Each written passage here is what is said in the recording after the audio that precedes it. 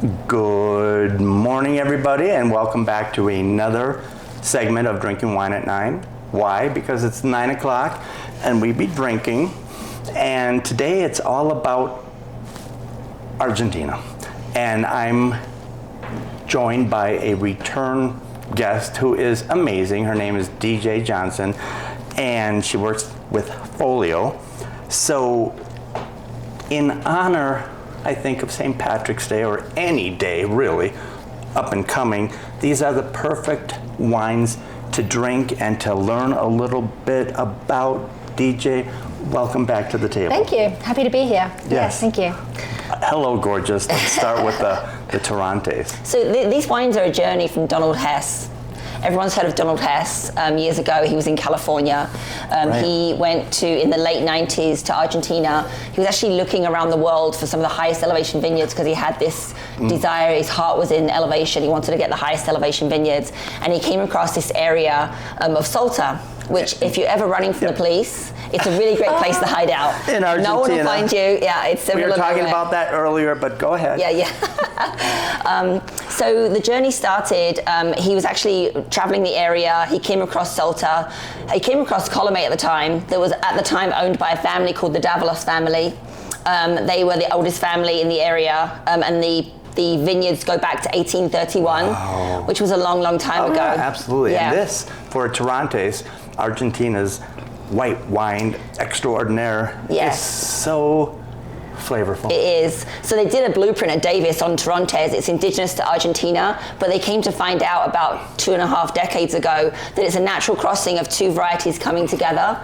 One's called Muscat of Alexandria, which gives it the very floral notes on the nose. I like that. Has a perception of going to be sweet, but actually when you taste it, it's bone dry. Right. Yeah. So the other variety it's crossed with is Criolla Chica, which is a mission grape from, I think, Spain many, many moons ago. And it's just beautiful because it is dry, it's crisp, it's floral, and I get so many notes of it just being a tropical glass of sunshine. It's delicious. I mean, kiwi, pomelo, stone fruit, star fruit, anything. And I give the winemaker so much credit. His name is Thibaut Delmont. And if anybody knows anything about Burgundy and Bordeaux, it's him. Yes. And this easily translates to Argentina. Yeah, for sure. So good at what he does. And so the elevation, even though Donald Hess was searching for high elevation, the elevation of Torrontés can't go up very high because it's a very, very thin-skinned grape, and going too high would burn the skins and would ruin the fruit. Sure. So the elevation of this vineyard is about between 8,000 and 9,000 feet, and that's about the highest you can really source it from. And I like it because it's so affordable and it's so unique. And with spring and summer coming up, it's so appropriate. Which brings us to everybody's favorite, the Amalaya Malbec. Malbec. That nose is intoxicating. Yeah. I mean, macerated cherries and blackberries, ripe, ripened fruit that is so, ambrosia is what comes to mind. So bright.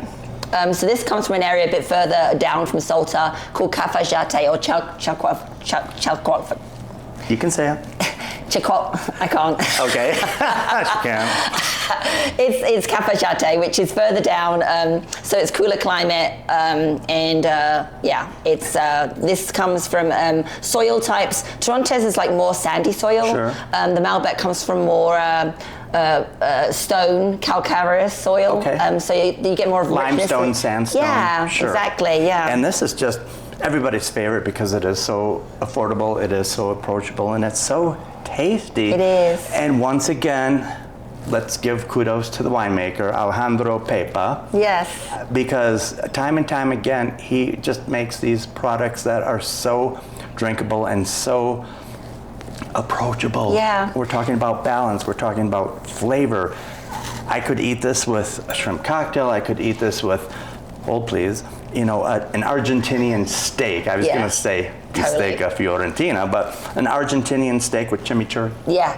When it's not all Malbec either, it has 10% Tannat, which gives it some earthy component to it and more guts, and a little bit of Petit Verdot in there too, which gives it some weight and structure. Yeah. Yeah, so and it's very just rounded. Delightful. Wow.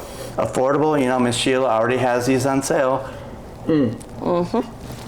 And speaking of St. Patrick's Day, these would go really well with anything for St. Patrick's Day.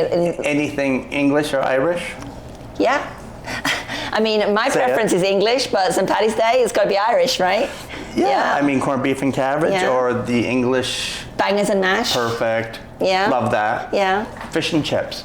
Just don't, Yeah. think outside the box. Just Yeah, don't yeah. limit yourself because it's so versatile. Yes. It really is. And Amelijah means miracle, and it speaks to the area being so dry they had to put water pipes in when they first started making wine up there, because obviously wine needs water. Yeah. So miracle speaks to the area of the Donald Hess invested heavily in the area by putting water in. So yeah, the locals called it a miracle. I like that. Yeah. So now we're back to one more sip.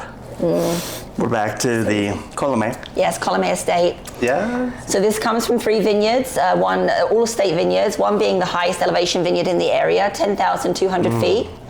With the high elevation, you get much thicker skins, so more tannins in the wine. 100% Malbec. Again, a bit more of a serious Malbec. Yeah. Oh, I mean, this is yeah. a steak drinker's Malbec. Totally. Yeah. And you definitely could use food, must need food, whether it's pasta, steak, anything off the grill, just don't deny yourself. Right. And you get some of that smoky bacon fat in the wine too. Yes, I do. Yeah. That little pencil lid, a little bacon fat, a little bit of barbecue. Or a piece of steak with some fat, like ribeye or something. Okay. Or yeah, sirloin.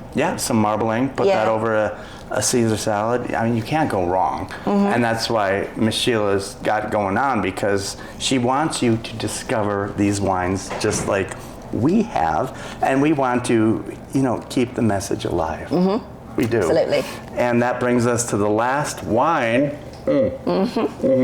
One more sip. Yeah, thank you. That was good. That was good. Cheers. Cheers. Okay, so the last one.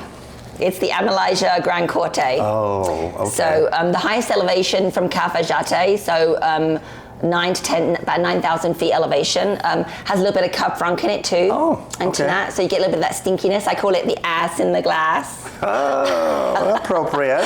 I like that. Yeah. Think French Burgundy. Yeah, exactly.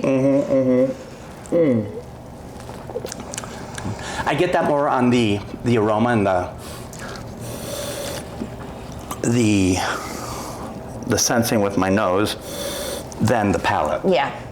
Which is appropriate. I mean, I think it's pretty typical, Yeah, right? you don't want to drink sometimes what you smell. No. But there are two different dynamics that really contribute to the wine. Absolutely. They really do. And Yeah. this is such a great lineup for the holidays. Summer is, spring first, but summer is right around the corner. And when you have guests over and you're cooking and grilling or just having fun, don't overlook these, because Argentina needs to be rediscovered again for the first time. Perfect with ribs for the summer, Yes. burgers on the grill, Yes. pizza with pepperoni in it. Sure. Yeah, perfect. Yeah. Any casual fare like that. Absolutely. Perfect. Like I said, don't overthink it, just buy it. Yeah. Just buy it. And another thing to know is all these wines have 92 points or higher from major publications. So there's been a second opinion other than ours that says the wine's delicious. I like that. Whether it's Wine Enthusiast, Wine Spectator, James Suckling, Exactly. you name it, these wines have got it. Love it. So, DJ, thank you again for joining me at the table, introducing us and all of our viewers to these wonderful wines. Thank you, and enjoy as much as we do. Yes, we hope to Yes. see you soon. Cheers. Cheers.